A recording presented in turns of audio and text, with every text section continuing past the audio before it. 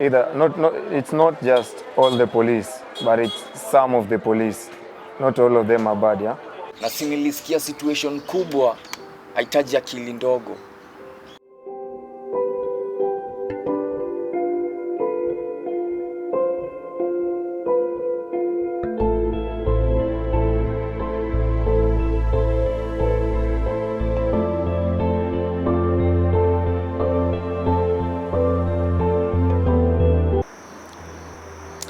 Can you imagine if you had your loved one taken away from you? Can you imagine if you had your loved one taken away from you from the same people who are meant to protect you? In this country, police brutality is such a sensitive issue, and most of the time the victims do not get any justice, and the perpetrators just walk away free. On this documentary, we want to get a personal perspective from the victims, and we call it Killer Cops.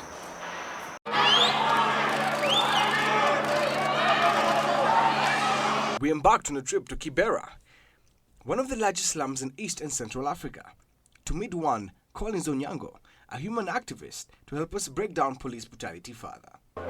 The reaction that, this thing mostly happened to the youth.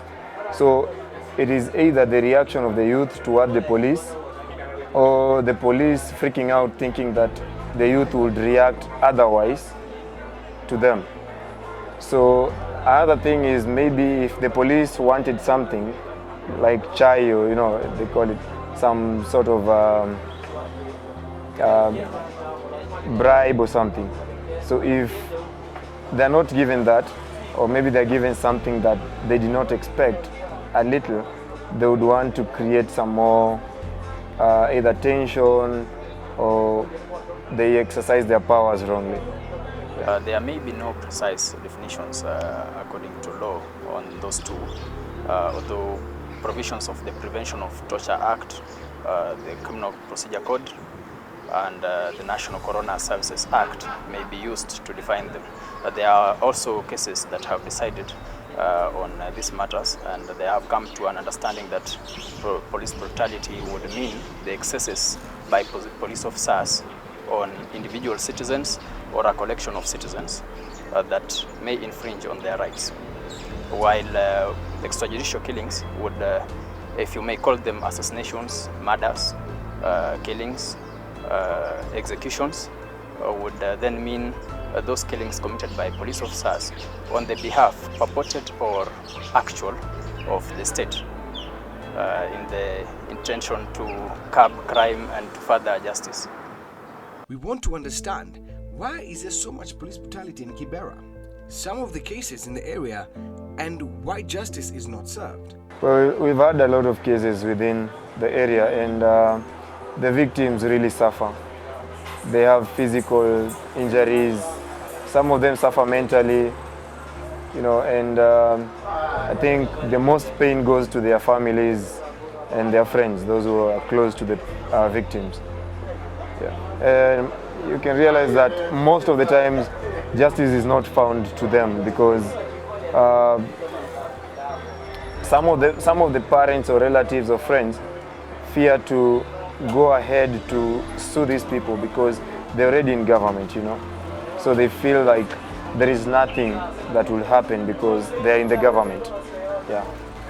Vijana ni moshi, iko represented kwa tia za vijana wanafukuzwa na tear gas. Gunshots ni soundtrack za usingizi, na guns ni toys. So polisi anakuhag na mkono ya left, ukidhani vitu ni right, hapo center anakupunga daga. The most victims of police brutality is normally youths Kenya-wide, because probably the police are doing their work, of just keeping the nation at peace and all that, away from crime. But you realize that most of these criminals will be youths. The youths are mostly engaged on the criminal activities or the bad acts that the police will be against. In the slums, I would say the relationship has less harmony than animosity. The police officer has generalized the youth and the teenage in the slum to be either a criminal or a potential criminal. They even have classified them as students of crime, where they have not been criminals particularly. The youth, on the other hand, in the slum, does not appreciate entirely the role of the police officer in translating our justice system to ensure law and order. Well, there have been a lot of cases at the ODPP's office, and they are waiting court orders, or they are waiting the director of public prosecutions to make orders to make the cases begin. Some of them have already, only a few have been handled, and since the ODPP is working on a lot of cases, like currently we hear that there are about 70 cases that the ODPP has to handle. There are 70 court cases. One of them being, a few of them being these police brutality cases. So we are hoping anyways something will be done. Yeah. Well, there are a lot of implications in prosecuting and convicting officers who perpetrate these crimes. First, there is the internal mechanisms for investigating these affairs. The people in charge of these either do not turn over the evidence of the crime in whole to the next office, for example, the office of the DPP, or they do shoddy work in investigating. So then they end up with a slow rate of convictions, and very many officers who are guilty walk away scot-free. But you must appreciate that the office of the DPP, just like the office of IPOA, the officers in IPOA rely on evidence provided by police officers themselves. Police officers who are supposed to supervise the other police officers, who intentionally and eventually cover up together, collude to cover up these sins and crimes. And so then you end with no convictions. Could it be true that the ratio of police brutality is normally higher during elections? That could be true because we have almost 3/4 of the population is unemployed. And you will realize that a lot of these youth are just at home. Some of them, we call them base, yeah? Most of them are at the bases.